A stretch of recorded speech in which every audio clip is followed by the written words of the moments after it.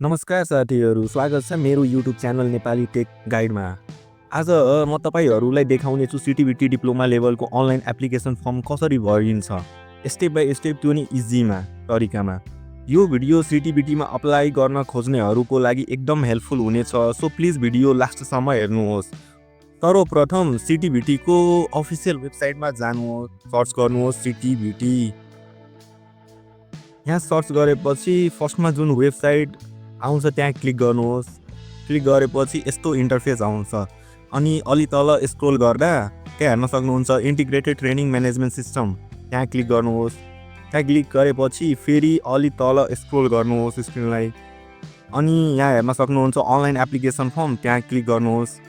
Click गरेपछि login portal open हुन्छ। If हजुरहरूले अलरेडी रेजिस्टर गरिसक्नु भएछ भने डाइरेक्ट यहाँबाट लगइन गर्न मिल्छ। इफ रेजिस्टर गर्नुभएको छैन भने यहाँबाट रेजिस्टर गर्न सक्नुहुन्छ। रेजिस्टर गर्नको लागि हजुरले आफ्नो नाम, email, mobile number, password select गर्नुपर्छ। पासवर्डमा चाहिँ एउटा स्पेशल क्यारेक्टर अनि एउटा अल्फाबेट अनिवार्य रूपमा चाहिन्छ। मैले चाहिँ अलरेडी रेजिस्टर गरिसकेछु, सो म डाइरेक्ट लगइनमा गरेर त्यहाँबाट प्रोसेस देखाउने छु हजुरहरूलाई। लगइन गर्नको लागि रेजिस्टर गरेको इमेल वा मोबाइल नम्बर हाल्नुहोस्। त्यसपछि पासवर्ड जे सेट गर्नुभएको छ त्यो यहाँ हाल्नुपर्छ।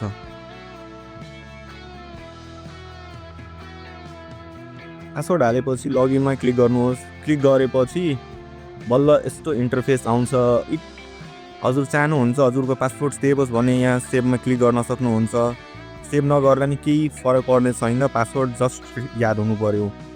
अब यहाँ हेर्न सक्नुहुन्छ वेलकम टु एप्लिकेसन ड्यासबोर्डमा के कुरामा ध्यान दिनुपर्छ, के डकुमेन्ट चाहिएछ, हर कुरा यहाँ उल्लेख छ। यहाँ नम्बर कमा हेर्न सक्नुहुन्छ कुनै एक आवेदन फारममा क्लिक गरी प्रोसिड बटनमा खिच्नुहोस्। खमा एक आवेदकले सोही प्रकारको आवेदन फारम एक पटक मात्र भर्न सकिन्छ। इट मिन्स एकजनाले एक पटकमा एउटै एप्लिकेसन दिन सकिन्छ। नम्बर सीमा हेर्नुहोस् के रहेछ। आवेदन फारमको दस्तुर आवश्यक भएको हकमा फारम भर्ने प्रक्रिया अन्तिममा उपलब्ध गराइएको कनेक्ट आइपिएस वा खल्ती वालेटमा प्रयोग गरी मात्र आवेदन फर्मको दस्तुर तिर्न सकिन्छ। इट मिन्स आवेदन फर्मको जुन हुन्छ द रेजिस्ट्रेसन फी त्यो हजुरहरूले कनेक्ट आइपिएस वा खल्ती डिजिटल वालेटबाट पे गर्न सक्नुहुन्छ। घर नम्बरमा हेर्नुहोस्। फारम भर्नु पूर्व सम्पूर्ण आवश्यक कागजातको सकल स्क्यान गरी तयार गर्नुपर्छ। डकुमेन्ट्सको हकमा जति डकुमेन्ट्स हजुरहरूको एसएलसीको नागरिकता रहेछ त्यो सबैको एउटा सकलको स्क्यान गरेर रेडी गर्नुपर्छ। नम्बर 1 मा के रहेछ हेर्नुहोस्। हालसालैमा खिचिएको passport size photo 35x45 mm को फोटो हुनुपर्छ। नेपाली नागरिकताको नम्बर 2 मा नेपाली नागरिकताको नाबालकको हकमा जन्म दर्ता।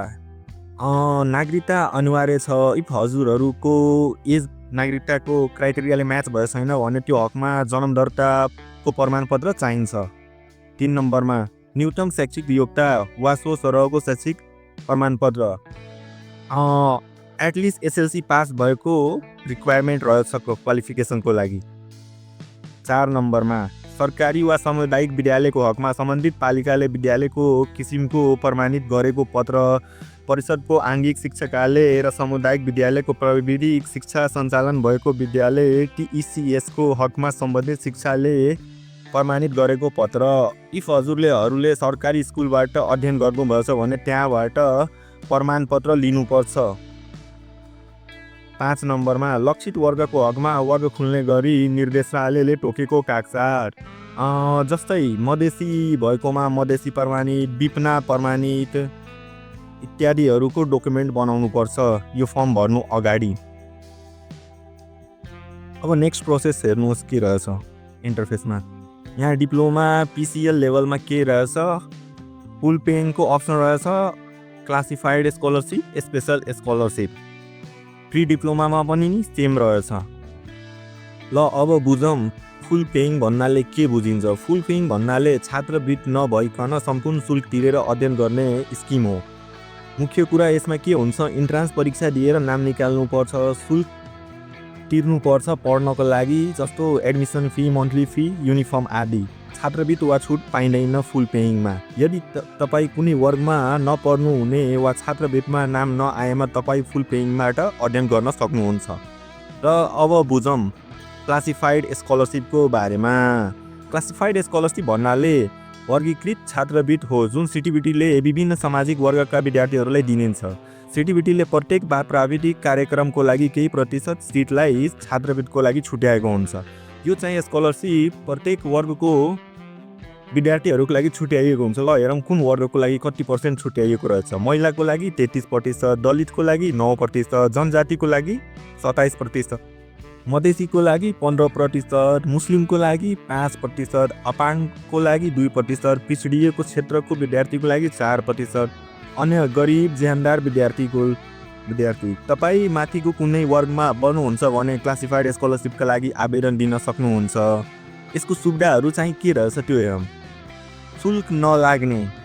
क्लासिफाइड स्कलरसिपमा शुल्क लाग्ने छैन, फुल फ्री हुन्छ। कलेज फी इत्यादि, किताब, पोसाक, अभ्यास सामग्री सबै फ्री। कतिपय अवस्थामा होस्टल पनि फ्री पाइन्छ। छात्रवृत्तिको लागि छुट्टै इन्ट्रान्स परीक्षा पनि हुन्छ, जस्तै पेइङको बेग्लै हुन्छ, क्लासिफाइड स्कलरसिपको बेग्लै इन्ट्रान्स एक्जाम हुन्छ। ल अब बुझौँ स्पेशल स्कलरसिपको बारेमा। यो के रहेछ? स्पेशल स्कलरसिप भन्नाले विशेष परिस्थिति वा सङ्कटमा परेको विद्यार्थीहरूको लागि हो। CTEVTले यो छात्रवृत्ति अत्यन्तै संवेदनशील विद्यार्थीको लागि छुट्याएको हुन्छ। जस्तै यसको लक्षित विद्यार्थीहरू द्वन्द पीडित, अनाथ, बाल सुधार गृहबाट आएको, अपाङ्गता भएको, मानव बेचबिखन पीडित, अत्यन्तै गरिब, विशेष सिफारिस प्रमाणपत्र र संस्थाको सहयोगमा यसमा आवेदन गर्न सकिन्छ। यो चाहिँ अब अत्यन्तै गरिब या द्वन्द पीडित विद्यार्थीहरूको लागि छ। यसको सुविधाहरू चाहिँ के रहन्छ?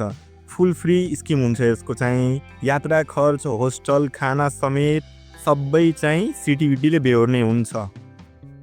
यसको पनि इन्ट्रान्स एक्जाम बेग्लै हुन्छ। र अब नेक्स्ट म चाहिँ एउटा कुनै पेइङ क्लासिफाइड वा स्पेशल स्कलरसिपको फर्म अप्लाई गरेर इक्जाम्पल देखाउने छु स्टेप बाई स्टेप। ल सबभन्दा बढी अप्लाई हुने क्लासिफाइड स्कलरसिपमै जाम। डिप्लोमाको लागि यहाँ प्री डिप्लोमा तल रहेको छ। प्री डिप्लोमामा अप्लाई गर्न साथीहरूले सेम प्रोसेस प्री डिप्लोमामा क्लिक गरेर फलो गर्न सक्नुहुन्छ। सिलेक्ट गरेर प्रोसिड गर्नुहोस्। अब यहाँ हेर्न सक्नुहुन्छ interface. Please fill up your form to proceed. Application name diploma classified स्कलरसिपको लागि फर्स्टमा जेनरल इन्फर्मेसन हाल्नुहोस्। फर्स्ट नेम, मिडल नेम, त्यसपछि लास्ट नेम आफ्नो हाल्नुहोस्। नेक्स्ट जेन्डर सिलेक्ट गर्नुहोस्, male female, date of birth select गर्नुहोस् यहाँबाट मजाले।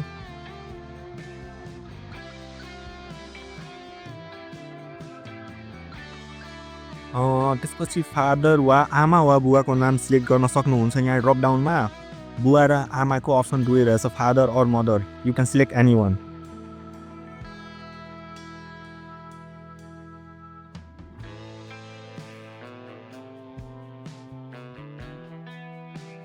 आमा बुवाको नाम नागरिकतामा जे उल्लेख छ त्यही लेख्नु होला। त्यसपछि रिलिजन सिलेक्ट गर्नुहोस्। कास्ट चाहिँ सिलेक्ट आफ्नो गर्नुहोस्। इफ आफ्नो कास्ट यहाँ ड्रप डाउनमा छैन भने जेनरलमा क्लिक गर्दा हुन्छ। सेकेन्ड लास्टमा त्यसपछि इमेल अलरेडी रहेछ, मोबाइल नम्बर अटो लगइन गर्दा आइहाल्छ। कन्ट्री नेपाल। अब पर्मानेन्ट एड्रेस सिलेक्ट गर्नुहोस्। कुन प्रदेशमा हुनुहुन्छ हजुर। डिस्ट्रिक्ट आफ्नो सिलेक्ट गर्नुहोस्। म्युनिसिपालिटी वा गाउँपालिका सिलेक्ट गर्नुहोस्। Ward number. अब त्यहीँ बस्नुहुन्छ आफ्नो पर्मानेन्ट एड्रेसमा भने यहाँ क्लिक गर्दा हुन्छ। Temporary address us same us permanent. If out of permanent address बस्नुहुन्छ, जस्तै काठमाडौँतिर वा कतै बसेर प्रिपरेसन गर्दै हुनुहुन्छ भने यहाँ टेम्पोररी एड्रेस। अब हेटौडा हुनुहुन्छ, चितवन हुनुहुन्छ या काठमाडौँ, त्यहाँको प्रदेश सिलेक्ट गर्नुहोस्। डिस्ट्रिक्ट, वार्ड नम्बर सिलेक्ट गरेर यहाँ प्रोसिड गर्नुहोस्। म चाहिँ अहिले टेम्पोररी एड्रेस सेन्ड गरेर प्रोसिड गर्ने हो। नेक्स्ट गरेपछि अब अर्को इन्टरफेस ओपन हुन्छ। Please fill up the form to proceed. Programme and institute information. अब कुन प्रोग्राम हजुर पढ्न चाहनुहुन्छ अनि कुन इन्स्टिट्युटमा अप्लाई गर्न चाहनुहुन्छ त्यो यहाँ सिलेक्ट गर्नुपर्छ। जस्तो एप्लिकेसन टाइप क्लासिफाइड स्कलरसिप भयो, डिजायर्ड प्रोग्राम के पढ्न चाहनुहुन्छ, engineering, agriculture, tourism, forestry, others management. Suppose इन्जिनियरिङको लागि इन्जिनियरिङ सिलेक्ट गर्ने अनि त्यसपछि यहाँ अर्कोमा गएर कुन इन्जिनियरिङ चाहिँ पढ्न चाहनुहुन्छ। अब यहाँ प्रोग्रामहरू टन्नै रहेछ। जस्तै इन्जिनियरिङ फिल्डमा हजुरले के पढ्न इच्छुक हुनुहुन्छ, civil, computer, electronics, geomatics, mechanical, automobile, information technology etc. जुन पनि संकाय हजुर पढ्न चाहनुहुन्छ, हजुरले डिसिजन लिनुपर्छ वा छलफल आफ्नो घरमा गर्नुहुन्छ त्यसलाई सिलेक्ट गर्नु। म अहिलेको लागि सिभिल इन्जिनियरलाई सिलेक्ट गर्छु। कुन प्रोभिन्समा पढ्न चाहनुहुन्छ, अहिलेको लागि मैले चाहिँ बागमती हालेँ। अब यहाँ हामीलाई के गर्नुपर्ने हो, कृपया तपाईँले वर्गित निःशुल्क छात्रवृत्ति आवेदन दिन चाहेको संस्थाहरूको सूची प्राथमिकता अनुसार क्रमश मिलाउनुहोस्। तपाईँले ड्र्याग एन्ड ड्रप विकल्प प्रयोग गरी क्रमश एसएन विकल्प गरेर संस्थाहरूले आफ्नो इच्छित क्रममा मिलाउन सक्नुहुन्छ। पहिलो प्राथमिकतालाई 1 मा, दोस्रोलाई 2 मा, यसरी गरी क्रमण गर्नुहोस्। यसले के चाहिँ भन्न खोजेको, जस्तै रिसेन्टली हजुरहरूले सुन्न सक्नुहुन्छ जस्तै सीईमा आएको नयाँ कलेज क्राइटेरिया सिस्टम जुन छ नि, प्रायोरिटी आफ्नो हाल्न सक्नुहुन्छ। अब कुन कलेजमा इफ मैले पास आउट गरेँ, कुन कलेजमा म पढ्न इच्छुक छु त्यसलाई 1 नम्बरमा। त्यसपछि त्यो कलेजमा इफ मैले सिट पाएन भने अर्को 2 नम्बरमा मेरो कलेज कुन हुनसक्छ त्यसलाई 2 नम्बरमा सेट गर्ने। त्यो दोस्रो कलेजमा नै सिट मैले पाउन सकेन भने आफ्नो प्रायोरिटी नम्बर 3rd मा अर्को कलेज, 3rd बेस्टलाई चुज गर्ने। त्यस्तै गरेर प्रायोरिटी अर्डर सेट गर्नु छ यहाँ पनि। अहिलेको लागि मैले चाहिँ यहाँ सेट गरेर देखाउने छु। फर इक्जाम्पल त्यो प्रायोरिटी सेट गर्नको लागि हामीले के गर्नुपर्ने रहेछ, जस्तै सपोज मलाई Balaju school of engineering and टेक्नोलोजीमा पढ्न छ, त्यो मेरो प्रायोरिटी नम्बर 1 छ। त्यसले के गर्नुपर्छ, यस्तो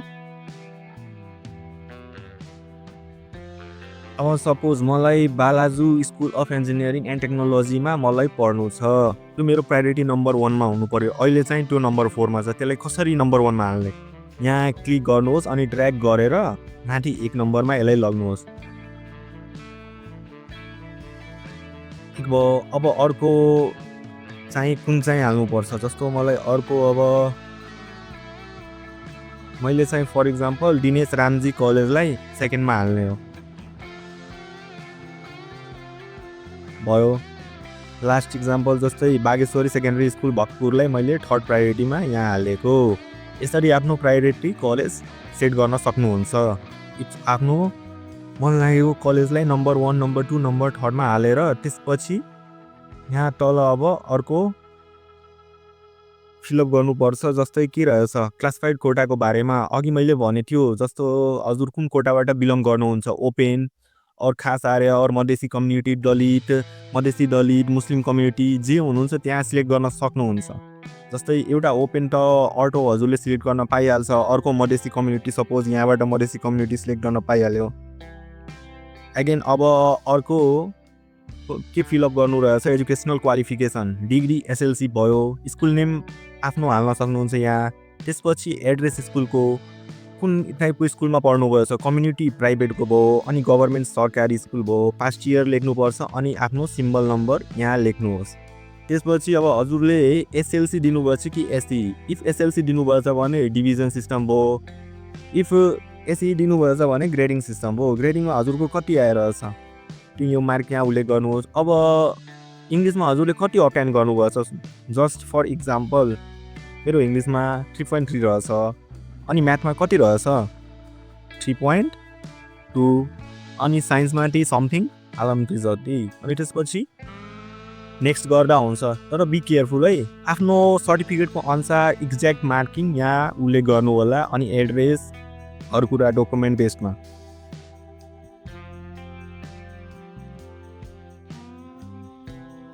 नेक्स्ट गरेपछि अब आयो डकुमेन्ट इन्फर्मेसन, जहाँ हामीलाई मार्कसिट अपलोड गर्नुपर्छ, क्यारेक्टर सर्टिफिकेट अपलोड गर्नुपर्छ, सिटिजनसिप वा बर्थ सर्टिफिकेट नागरिकता वा जन्मदर्ता पनि अपलोड गर्नु। र अब step by step document upload गरेर नेक्स्ट प्रोसेस हजुरहरूलाई मैले देखाउने छु। यहाँ सर्वप्रथम एसएलसीको मार्कसिट चाहिँ अपलोड गर्नुपर्ने रहेछ। त्यसपछि नेक्स्ट एसएलसी क्यारेक्टर्स सर्टिफिकेट स्कुलबाट जुन क्यारेक्टर सर्टिफिकेट पाउनुहुन्छ त्यो यहाँ अपलोड गर्नुपर्छ है।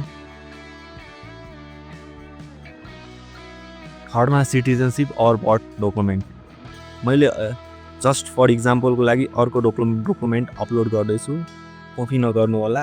हजुरले आफ्नो सिटिजनसिप वा बर्थ सर्टिफिकेट है अपलोड गर्नु होला। मधेसी प्रमाणित,